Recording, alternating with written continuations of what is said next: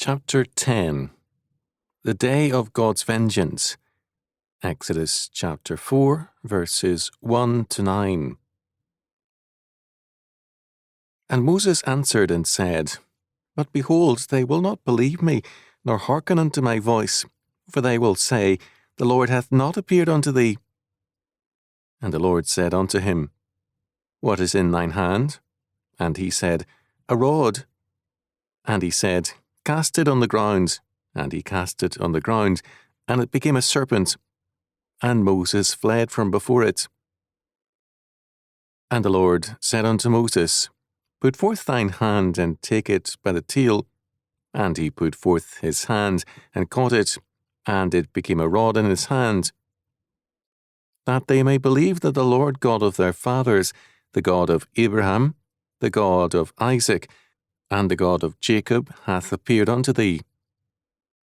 And the Lord said furthermore unto him, Put now thine hand unto thy bosom. And he put his hand into his bosom, and when he took it out, behold, his hand was leprous as snow. And he said, Put thine hand into thy bosom again. And he put his hand into his bosom again, and he plucked it out of his bosom, and behold, it was turned again as his other flesh. And it shall come to pass, if they will not believe thee, neither hearken to the voice of the first sign, that they will believe the voice of the latter sign. And it shall come to pass, if they will not believe also these two signs, neither hearken unto thy voice, that thou shalt take of the water of the river, and pour it upon the dry land, and the water which thou takest out of the river shall become blood upon the dry land. Exodus chapter 4, verses 1 to 9.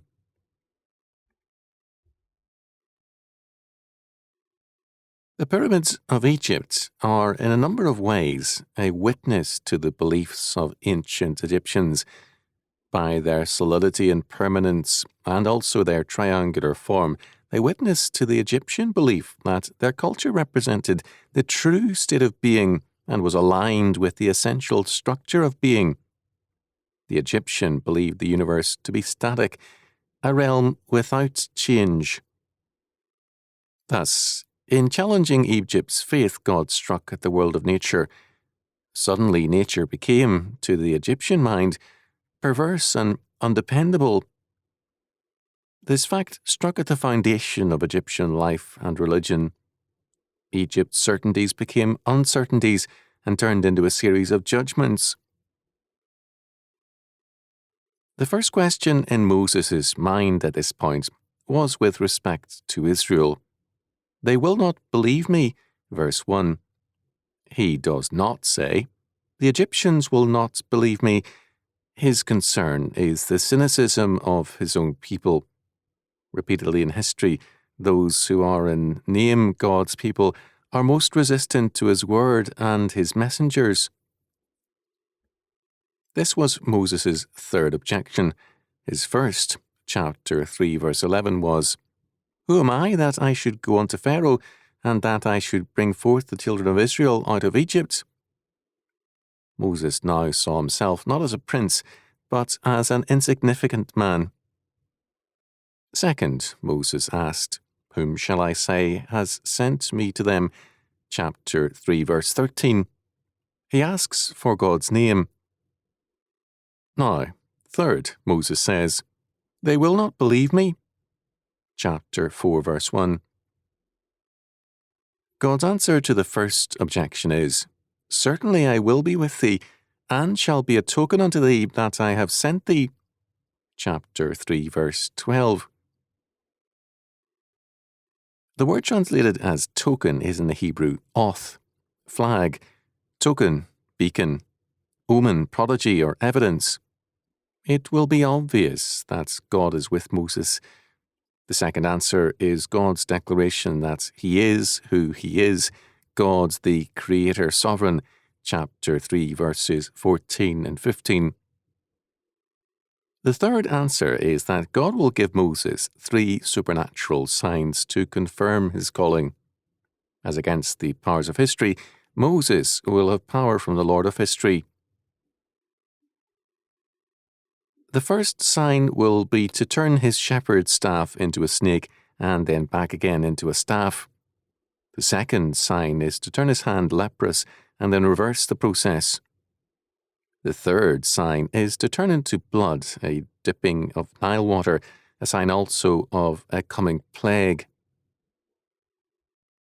Two of these three signs Moses saw with his own eyes. There was no question in his mind as to what God could do. Intellectually and empirically, Moses had no way of questioning God's word and power. All the same, he made excuses. He knew, but he lacked faith to act on what he knew. The evidence was clear, but Moses showed no faith. Evidentialism is, and it always has been, a failure. Paul, in Romans chapter 1, verses 17 to 21, makes clear that all men have in all their being total evidence of God's truth, but they hold or suppress it in unrighteousness because of their injustice. What Moses had been ready to do in his own power, he now feared to do in God's power.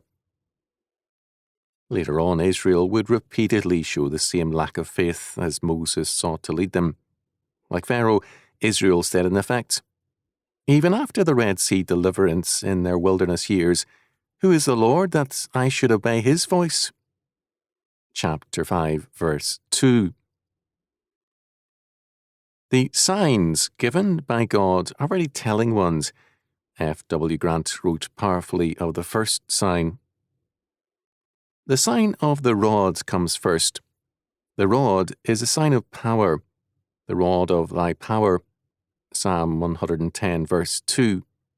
Here, as we know, in the shepherd's hands, who, as we have seen, is the very type of royalty according to God, even the iron rod with which Christ will smite his enemies is still represented as in a shepherd's hands.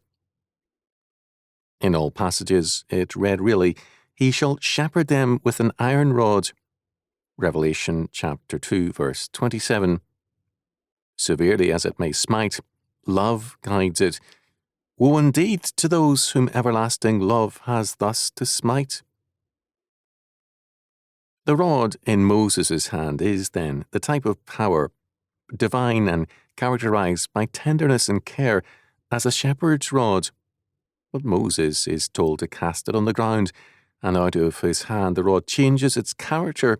It becomes a serpent. Plainly enough, the type can be read here. Who that looks round upon the earth with the thought in his mind of power being in the hands of eternal love, but must own to strange bewilderments at finding everywhere what seems completely to negate the supposition. Scripture itself puts the question in its full strength. Shall the throne of iniquity have fellowship with thee, which frameth mischief by a law? Psalm 94, verse 20. There is no doubt that there is a special reference to Egypt here, which Moses and the Israelites would readily understand. The asp played a conspicuous part in Egyptian mythology. It was the emblem of the goddess Rano, the snake of Neth, the hieroglyph of goddess, and the sign of royalty. The second sign deals with leprosy and its cleansing. Leprosy is a biblical type of sin. Both the defilement and the cleansing are shown to be from the heart. God, by his grace, can make us a new creation. Hard-hearted Israel can be made to hear by God's grace.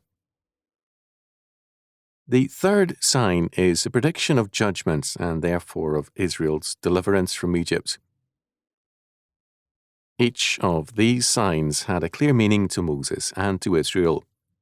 First, the serpent was a prominent part of the Egyptian crown, and it set forth Pharaoh's power to kill. As George Bush noted, thus Eliezer, a Jewish commentator, as the serpent biteth and killeth the sons of Adam, so Pharaoh and his people did bite and kill the Israelites, but he was turned and made like a dry stick.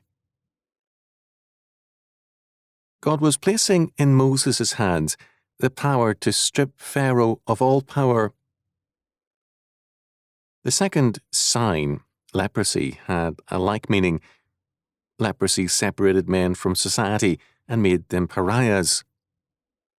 When Moses was through with Pharaoh, he had made him as appealing as a leper to his people. The third sign refers to the Hebrew male infants who were cast into the Nile, Exodus chapter 1, verse 22. God, through Moses, would render the sacred Nile loathsome by turning the water into blood, Exodus chapter 7, verses 15 to 18. Years had passed, but God had not forgotten the infanticide ordered by Pharaoh, nor has he forgotten the abortions of the 20th century. His judgments never fail. Moreover, the plagues on Egypt began at this point, turning the waters of the Nile into blood, Exodus chapter 7, verses 17 to 25. The death of the infants was not forgotten by God.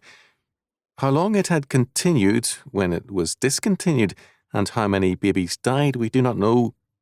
What we do know is that this judgment had priority with God. Failure to recognize this strict justice by God is a sin which now plagues the Church.